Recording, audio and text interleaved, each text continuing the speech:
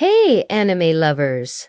Welcome to my channel! And what we're gonna talk about today is going to piss off a lot of Tokyo Ghoul fans. Now, if you haven't watched Tokyo Ghoul, I'll catch you up real quick. Basically, this show takes place in an alternate version of Tokyo where humans and ghouls coexist. Ghouls are human-like creatures that eat humans. The story follows Ken Kaneki, a college student who becomes half ghoul after a near-death experience at the hands of a ghoul, and he gets thrust into the world of ghouls. While the initial premise sounds pretty straightforward, the series quickly goes left-turn central as it adds more and more weird elements that do you want really make sense. And some people like to call Tokyo Ghoul edgy. But is it really edgy or just pretentious? Let's talk about it. Tokyo Ghoul features plenty of moments that could be considered edgy, but perhaps the most infamous example is the reveal that one of the main characters is actually a sadistic serial killer. This character, known only as the Eye Patch, was initially introduced as a cool and mysterious mentor figure to Ken. However, later episodes revealed that he had been tormenting and killing both humans and ghouls for his own amusement. This plot twist shocked viewers and remains a highly debated topic among fans.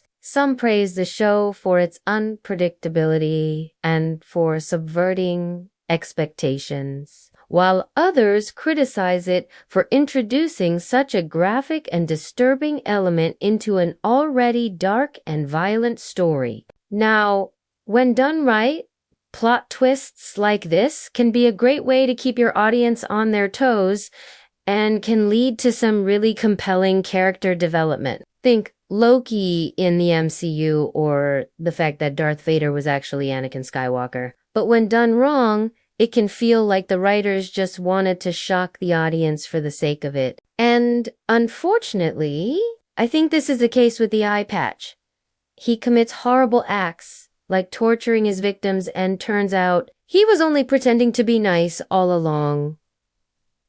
I mean, that's definitely messed up. But the problem is that the show doesn't really explore the motivations behind these actions. Why does he do what he does? What makes him the way that he is? These are important questions that the show never really bothers to answer. Instead, it just kind of revels in how gross and disturbing he is. And I think that's kind of the problem with a lot of Tokyo Ghoul's attempts at being edgy. It doesn't really dive deep into the psychology of its characters or the world that they inhabit. Instead, it just kind of sticks to the surface and doesn't really explore anything in any meaningful way. And this lack of depth is what makes Tokyo Ghoul feel so self-indulgent and pretentious at times.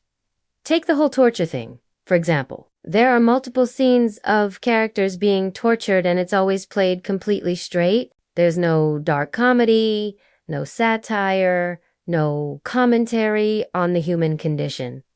It's just meant to be shocking. And I think that's what a lot of people have a problem with. They're not necessarily opposed to the idea of a dark and gritty anime, but they feel like Tokyo Ghoul is just gratuitous with its violence and its darkness. And I kind of agree with that. There is a difference between exploring dark themes in a thoughtful and mature way and just being needlessly edgy. And I feel like Tokyo Ghoul kind of misses the mark sometimes.